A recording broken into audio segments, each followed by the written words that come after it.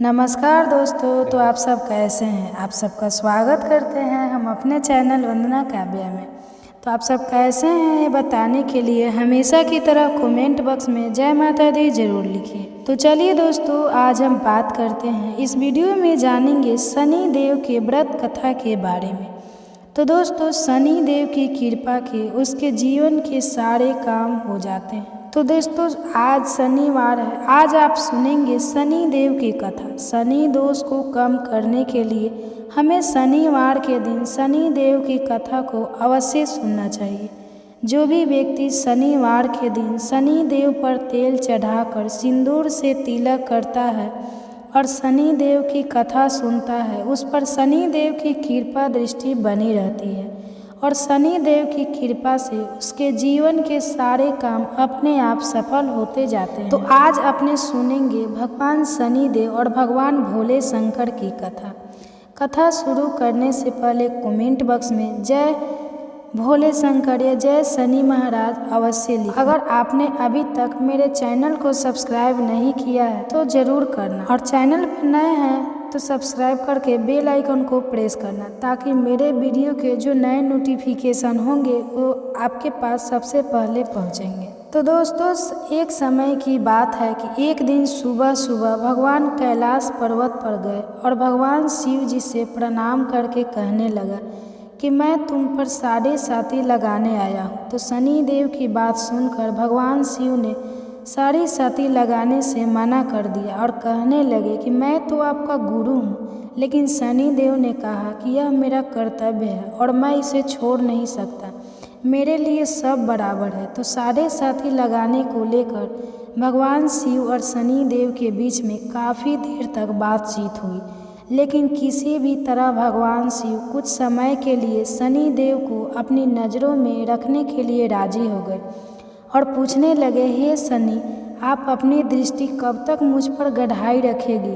तो शनि देव ने कहा कि कम से कम 5 वर्ष या फिर 2.5 वर्ष तक रहूँगा। लेकिन भगवान शिव तो इसके लिए राजी नहीं हुए।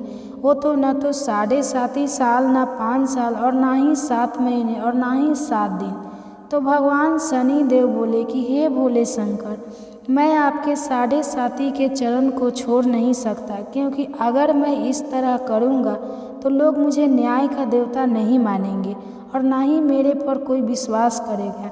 अंत में आप पर न घंटे 45 मिनट तक ही रहूँगा। तो इसके लिए भोले शंकर तैयार हो गए और सोचने लगे, थोड़ी सी देर तो है, इतनी देर में भगवान शनि देव उसका क्या कर लेंगे। तो भगवान शिव ने ब्राह्मण का रूप धारण किया और यह सोचकर गंगा नदी में स्नान करने के लिए चले गए। तो 3 घंटे 45 मिनट तक स्नान करता रहूँगा तो इससे शनि देव का काल अपने आप समाप्त हो जाएगा। लेकिन शिव ने सोचा कुछ था, हुआ कुछ और। गंगा नदी की ओर जाते समय भगवान शिव ने देखा कि रास्ते में एक तरबूज बेचने वाला व्यक्ति खड़ा है। उसके पास बहुत ही सुंदर 2 तरबूज थे, लेकिन वह व्यक्ति शनि देव था। भगवान शिव को जब गंगा नदी के रास्ते से जाते हुए देखा तो सोचने लगे कि मेरी दृष्टि से बचने के लिए बूढ़े ब्राह्मण का रूप धारण किया है, चलो कोई बात नहीं। इस तरह मुस्कुराते हुए भोले शंकर को आवाज़ लगाई और कहने लगे कि मेरे पास तरबूज है, मैं चाहता हूँ कि आप मुझसे यह 2 तरबूज खरीद लें तो मैं अपने घर चला जाऊँ। तो भगवान शनि देव की माया से ब्राह्मण ने भोले शंकर का मन बदल चुका था, तो उन्होंने तरबूज को देख करते ही हाँ कर दी, क्योंकि तरबूज बहुत ही सुंदर थी। तो उन्होंने उस तरबूज को खरीद लिया और थैले में रख कर नदी की ओर चल पड़े। उसी नगर में पिछले 2 दिन से राजा के 2 बेटे लापता थे, जो शिकार खेलने के लिए जंगल में गए हुए थे। राजा को अपने बेटे की बहुत ही चिंता सता रही थी, तो उन्होंने राजकुमारों की तलाश करने के लिए अपने सैनिकों को जंगल में भेज दिया। तो सैनिक ढूंढते ढूंढते गंगा नदी के रास्ते से जा रहे थे, जहाँ से ब्राह्मण का वेश धारण कर भगवान भोले शंकर आ रहे थे। तो जैसे ही उनका आमना सामना हुआ तो एक सैनिक ने ब्राह्मण से कहा कि आप अपना थैला दिखाइए। तो ब्राह्मण ने कहा कि मेरे थैले में तो 2 तरबूज है। यह कहकर भोले शंकर ने अपने थैले की ओर देखा तो थैले से खून टपक रहा था।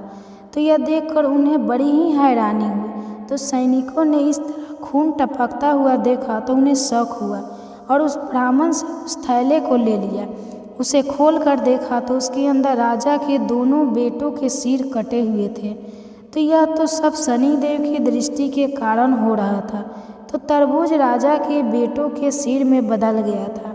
तो सैनिकों ने ब्राह्मण को गिरफ्तार कर लिया और ले जाकर राजा के सामने प्रस्तुत कर दिया और कहा कि हे राजन, आपके पुत्रों को इस ब्राह्मण ने मार दिया है और इनके सिर काटकर अपने थैलों में लिए घूम रहा था। गंगा नदी के तट से हम इसे लेकर आए हैं। अब आप सोचिए इसे क्या सजा देनी है। तो राजा ने गुस्से में बिना सोचे समझे कहा कि इस ब्राह्मण को मृत्यु दंड दिया जाएगा और जल्दी से फांसी पर लटका दो। तो ब्राह्मण को तो पता था कि यह सब शनिदेव की वजह से हो रहा है। तो जैसे ही वह सैनिक उन्हें लेकर फांसी पर लटकाने के लिए लेकर गई तो वह ब्राह्मण उस सैनिकों से कहने लगा कि मेरा आपसे अनुरोध है कि कुछ समय आप रुक जाए। अगर आप कुछ समय रुक जाएंगे तो मैं आपको 1,00,000 स्वर्ण मुद्रा उपहार में दूंगा। तो भगवान शिव तो जानते थे कि शनि की दृष्टि का समय बहुत ही जल्द समाप्त होने वाला है। तो सैनिकों ने सोचा कि अपना क्या जाता है, फांसी की सज़ा देनी है, आधे घंटे रुक कर दे देंगे। क्या पता यह बूढ़ा ब्राह्मण सच बोल रहा हो। अगर सच में यह बच गया और हमें इतनी स्वर्ण मुद्राएं दी तो हम धनवान हो जाएंगे। तो वह अपने लालच बस कुछ देर के लिए ठहर गई। जैसे ही शनि की दृष्टि समाप्त हुई तो राजा के दोनों पुत्र शिकार खेलकर वापस राजमहल को आ गए। तो राजा राजमहल में प्रवेश करते देखकर राजा को बहुत ही खुशी हुई, पर एकदम से सोचने लगे कि मैंने बिना सोचे समझे एक ब्राह्मण को फांसी पर चढ़ा दिया है।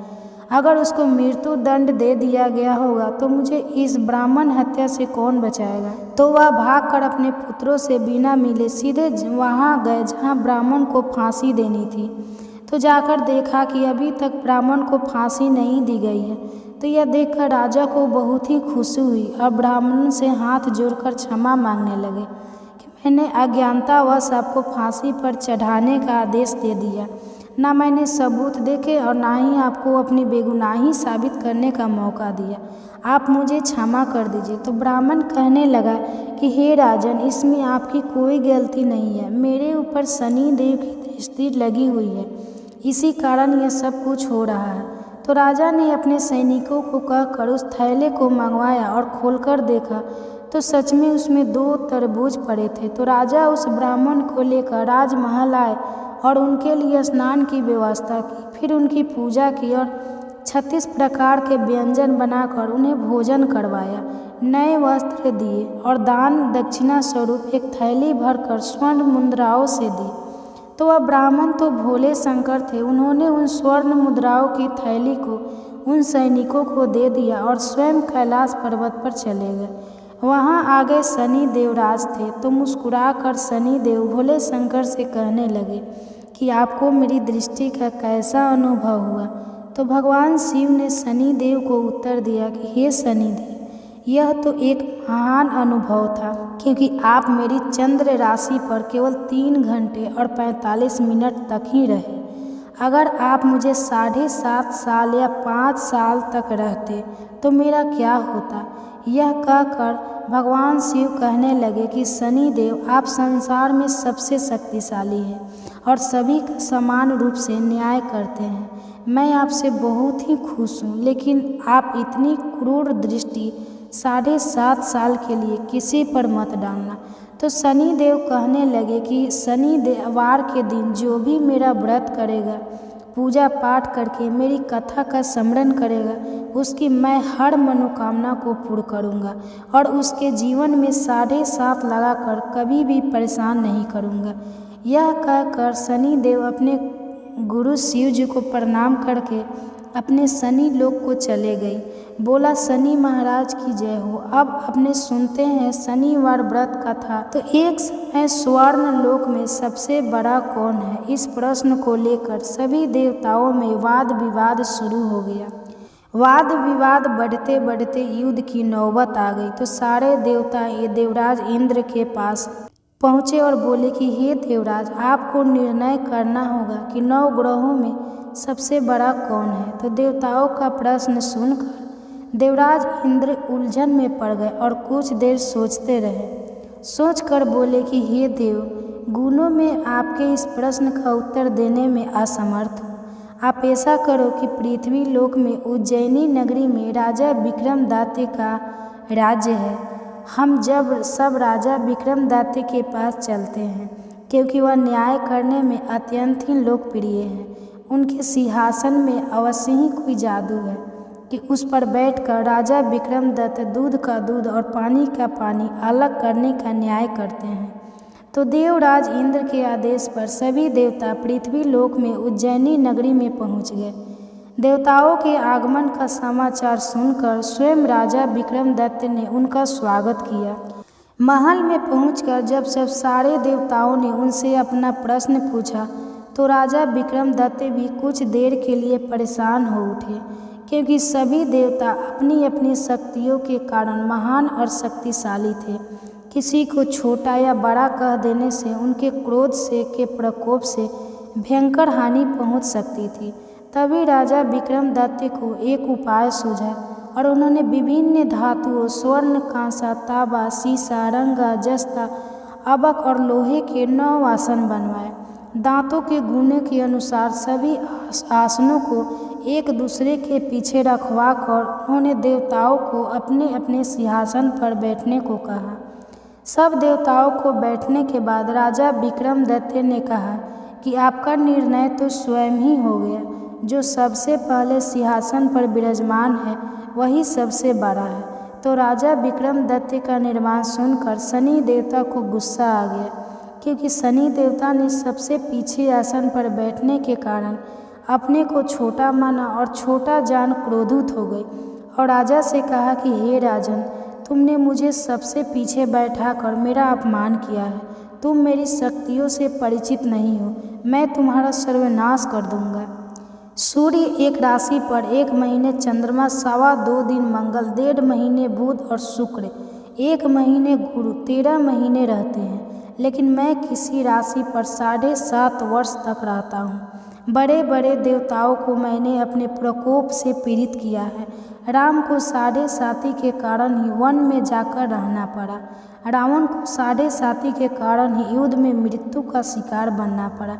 उस वंश का सर्वनाश हो गया। तो हे राजा, अब तू भी मेरे प्रकोप से नहीं बच सकेगा। राजा विक्रमदत्त शनि देवता के प्रकोप से थोड़ा भय हो गया, लेकिन फिर उन्होंने मन में विचार किया कि जो मेरे भाग्य में लिखा होगा वही होगा। फिर शनि के प्रकोप से भयभीत होने की कोई ज़रूरत नहीं है। उसके बाद अन्य ग्रहों के देवता तो प्रसन्नता के साथ वहाँ से चले गए, लेकिन शनि देव बड़े ही क्रोध के साथ वहाँ से विदा हुए। राजा विक्रमदत्त पहले की तरह ही न्याय करते रहे। उनके राज्य में सभी स्त्री पुरुष बहुत ही आनंद से अपना जीवन यापन कर रहे थे। कुछ दिन ऐसे ही बीत गए। उधर शनि देवता अपने अपमान को नहीं भूले थे। राजा से बदला लेने के लिए एक दिन शनि देव ने घोड़े के व्यापारी का रूप धारण किया और बहुत से घोड़ों को साथ लेकर उज्जैनी नगरी पहुँचे। राजा विक्रमदत्त ने राज में किसी घोड़े के व्यापारी के आने का समाचार सुना, तो अपने आप में पाल को कुछ घोड़े खरीद कर लाने के लिए वहाँ पर भेज दिया। जैसे ही राजा के आदेश पर अश्वपाल वहाँ पर जाकर घोड़े को देखा तो बहुत ही खुश हुआ, लेकिन घोड़े का मूल्य सुनकर उसे बहुत ही हैरानी हुई। घोड़े बहुत कीमती थे। अश्वपाल ने वापस लौटकर राजा को इसके बारे में बताया, तो राजा स्वयं वहाँ पर गए और एक सुंदर और शक्तिशाली घोड़े को पसंद किया। घोड़े की चाल देखने के लिए राजा उस घोड़े पर सवार हो गए। जैसे ही राजा उस पर सवार हुए तो वह घोड़ा बिजली की गति से दौड़ पड़ा और तेजी से दौड़ता हुआ राजा को एक दूर जंगल में ले गया और फिर राजा को जंगल में ही गिराकर स्वयं कहीं गायब हो गया। राजा अपने नगर को लौटने के लिए जंगल में भटकने लगे, लेकिन उन्हें कोई भी रास्ता नजर नहीं आ रहा था। राजा को भूख और प्यास लग गई थी। भूख और प्यास से बेहाल राजा जंगल में भटकते रहे। भटकते भटकते उन्हें एक चरवाहा मिला, तो राजा ने उससे पानी मांगा, तो पानी पीकर राजा ने उस चरवाहे को अपनी अंगूठी दे दी और फिर उससे रास्ता पूछकर जंगल से बाहर निकलकर पास के नगर में पहुंच गए। राजा ने एक सेठ की दुकान पर बैठकर कुछ देर आराम किया। उस सेठ ने भी राजा से बातचीत की, तो राजा ने उसे बताया कि मैं उज्जैनी से आया हूँ। राजा के कुछ देर दुकान पर बैठने से सेठ जी की खूब बिक्री हुई, तो सेठ जी ने राजा को बहुत ही भाग्यवान समझा और उसे अपने घर भोजन के लिए ले गया। सेठ के घर में सोने का एक हार खूंटी पर लटका हुआ था। राज को उस कमरे में अकेला छोड़कर सेठ जी कुछ देर के लिए बाहर आ गए और राजा भोजन करने लगे। तभी एक आश्चर्यजनक घटना घटी कि राजा को देखते ही देखते सोने के उस हार को घूंटी निकल गई। सेठ ने कमरे में लौटकर हार को गायब देखा तो सोचा कि इसी आदमी ने इस हार को चुराया है, क्योंकि उस समय राजा उस कमरे में अकेला ही था। तो सेठ ने अपने नौकरों से कहा कि इस परदेशी को रस्सियों से बांधकर नगर के राजा के पास ले चलो। तो सेठ के नौकरों से रस्सियों से बांधकर राजा के पास ले गए। राजा ने विक्रमदत्त से हार के बारे में पूछा, तो विक्रमदत्त ने कहा कि मेरे नज़रों के सामने देखते ही देखते घुंटी ने हार निकाल लिया। तो इस पर राजा को बहुत ही क्रोध आ गया और चोरी करने के अपराध में विक्रमदत्त के हाथ पांव काटने का आदेश दे दिया। राजा विक्रमदत्त के हाथ पांव काटकर उसे नगर के चौराहे पर छोड़ दिया गया। कुछ दिन बाद एक तेली वहां से उठाकर उसे अपने घर ले गया और अपने कोलू पर बैठा दिया। राजा आवाज़ देकर बैलों को हाँकता रहता, तो राजा विक्रमदत्त इसी तरह तेली का बैल चलाता रहा। राजा को भोजन मिलता रहा। शनि के प्रकोप की 7.5 पूरी होने पर वर्षा ऋतु प्रारंभ हुई। राजा विक्रमदत्त एक रात मेघ मल्हार गा रहा था। तभी नगर के राजा की लड़की राजकुमारी मोहिनी रात पर सवार होकर उस तेली के घर के आगे से गुजरी। उसने जैसे ही मेघ मल्हार सुना तो उसे बहुत ही अच्छा लगा और दासी को भेजकर गाने वाले को बुलाकर लाने को कहा। तो दासी ने लौटकर राजकुमारी को बताया कि राजकुमारी, वह तो अपंग आदमी है। तो राजकुमारी उस मेघ पर तो बहुत मोहित हो गई थी। अब तो उसे शादी करना चाहती थी। उसे सब कुछ पता चल गया कि वह आदमी अपंग है, तो भी उसने कहा कि मैं तो उस आदमी से विवाह करूँगा। जब राजकुमारी के माता पिता को इस बात का पता चला तो वे तो हैरान रह गए। राजा को लगा कि उसकी बेटी पागल हो गई है। तो रानी ने मोहिनी को समझाया कि बेटी, तेरे भाग्य में किसी राजा की रानी होना लिखा है, फिर तू इस अपंग आदमी से विवाह करके अपने पाँव पर क्यों कुल्हाड़ी मार रही है। और राजा भी कहने लगे कि बेटा, तेरी सुंदर राजकुमार से शादी करवाऊंगा।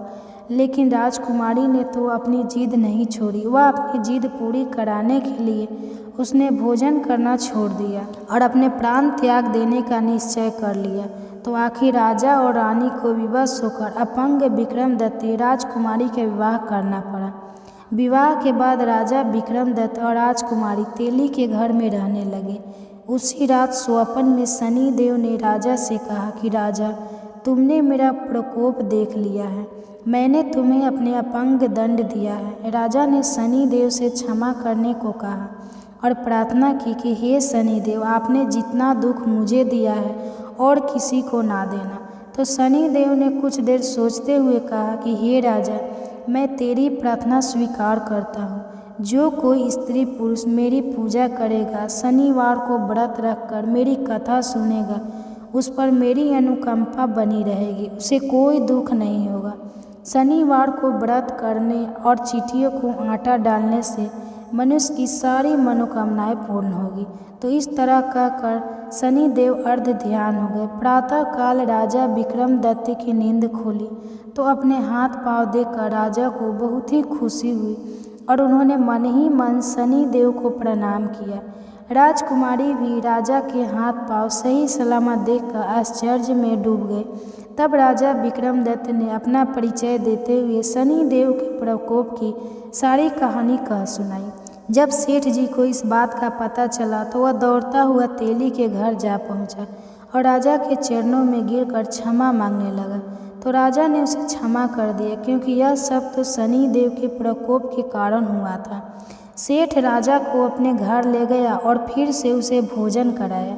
जैसे ही राजा भोजन कर रहे थे तो सबके सामने वही आश्चर्यजनक घटना घटी कि सबके देखते ही देखते खूंटी ने उस हार को उगल दिया। तो यह देखकर सेठ जी को बहुत ही आश्चर्य हुआ। सेठ जी ने अपनी बेटी का विवाह भी राजा के साथ कर दिया और बहुत सारे सोना और आभूषण धन आदि देकर राजा को विदा किया। राजा विक्रमदत्त राजकुमारी मोहिनी और सेठ की बेटी के साथ उज्जैनी पहुँचे तो नगरवासियों ने हर्ष से उनका स्वागत किया। उस रात उज्जैनी नगरी में दीप जलाकर लोगों ने दिवाली मनाई। अगले दिन राजा विक्रमदत्त ने पूरे राज्य में घोषणा करवाई कि शनि देव सभी देवों में सर्वश्रेष्ठ है। प्रत्येक स्त्री पुरुष शनिवार को उनका व्रत करे और व्रत कथा अवश्य सुने।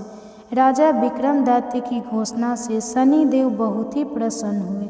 शनिवार का व्रत करने और कथा सुनने के कारण सभी लोगों की सारी मनोकामनाएं शनि देव पूरी करने लगे। सारे लोग आनंद पूर्वक रहने लगे। बोलो शनि महाराज की जय हो। तो अब सुनेंगे अपने लप्सी और तप्सी की कहानी, जो हर कथा के अंत में ज़रूर सुननी चाहिए। बोलो लप्सी तप्सी की जय हो। लप्सी और तप्सी की कहानी। एक लप्सी था, एक तप्सी था। तप्सी हमेशा भगवान की तपस्या करता, लेकिन उसे चोरी करने की आदत थी। लप्सी हमेशा सवा सेर की लापसी बनाता और पहले भगवान को भोग लगाता, उसके बाद में स्वयं भोजन करता। दोनों भाइयों का यही नियम था। तो एक दिन कोई बात को लेकर दोनों में कहा सुनी हो गई। तो तप्सी बोला कि मैं रोजाना भगवान की तपस्या करता हूँ, इसलिए मैं बड़ा हूँ। तो लप्सी बोला कि मैं रोज़ भगवान को सवा से लापसी का भोग लगाता हूँ, इसलिए मैं बड़ा हूँ। ऐसा कहते हुए दोनों जोर जोर से लड़ने लगे। तभी वहाँ से नारद जी गुजर रहे थे। दोनों को लड़ता हुआ देखकर वहाँ आए और उनसे पूछा कि तुम दोनों क्यों लड़ रहे हो। तो दोनों ने अपने आप को बड़ा बताया और साथ में बड़ा होने का कारण भी बताया।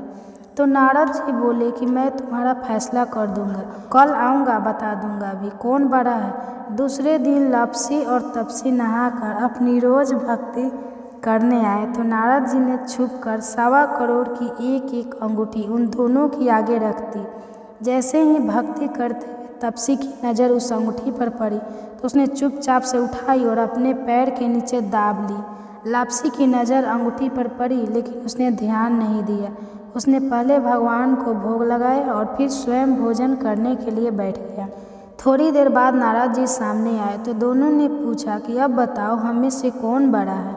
तो नारद जी ने तप्सी से खड़ा होने के लिए कहा। तो वह खड़ा हुआ तो उसके पैर के नीचे दबी हुई अंगूठी दिखाई दी। तो नारद जी ने तप्सी से कहा, तपस्या तो तुम करते हो, इतनी तपस्या करने के बाद भी तुम्हारी चोरी करने की आदत नहीं गई। यह अंगूठी मैंने ही तुम दोनों के आगे रखी थी। मैं यह देखना चाहता था कि तुम दोनों में से किन मन में लालच है। तो तूने तो अंगूठी दिखाई पड़ते ही जड़ से अपने पैर के नीचे दबा ली। लेकिन लप्सी का ध्यान अंगूठी पर जाने के बाद भी लप्सी ने अंगूठी को नहीं उठाया और ना ही ध्यान दिया। उसने सिर्फ अपने भगवान में ही मन में याद और ध्यान रखा। उन्होंने भोग लगाया और बाद में स्वयं भोजन करने लगा। इसलिए लप्सी बड़ा है और तुम्हें तुम्हारी तपस्या का कोई भी फल नहीं मिलने वाला। जितनी चाहे मर्जी तुम तपस्या कर लो, तुम्हें इसका कोई भी फल नहीं मिलेगा। तो तप्सी की यह सुनकर बहुत ही दुख हुआ और वह शर्मिंदा होकर नारद जी से माफ़ी मांगने लगा और कहने लगा कि आज तक की मेरी गलती माफ़ करो और मुझे बताओ कि मुझे मेरी तपस्या का फल कैसे मिलेगा। आज के बाद कभी भी मैं चोरी नहीं करूँगा। तो नारद जी ने कहा कि यदि कोई गाय और कुत्ते की रोटी नहीं बनाएगा तो उसका फल तुझे मिलेगा। यदि कोई आदमी ब्राह्मण को भोजन करवाकर उसे दक्षिणा नहीं देगा तो उसका फल भी तुझे ही मिलेगा। अगर किसी को सूट थी और साड़ी अगर हम देते हैं, उसके ऊपर अगर भेंट स्वरूप कुछ रुपए नहीं देंगे तो उसका फल भी तुझे ही मिलेगा। अगर कोई व्यक्ति दिए से दिया जलाए तो उसका फल भी तुझे ही मिलेगा। अगर कोई आरती औरत आंगन लीप कर चौका नहीं लगाए लीपे तो उसका फल भी तुझे ही मिलेगा। यदि कोई व्रत कथा में सारी कहानी सुन ले लेकिन तुम्हारी कहानी ना सुने तो उसका फल भी तुझे ही मिलेगा। उसी दिन से व्रत कथा और कहानी के साथ लापसी तपसी की कहानी कही और सुनी जाती है। तो आज की कथा आपको कैसी लगी कमेंट करके ज़रूर बताना। भगवान शनिदेव और भोले शंकर आपकी सारी मनोकामनाएं पूर्ण करें।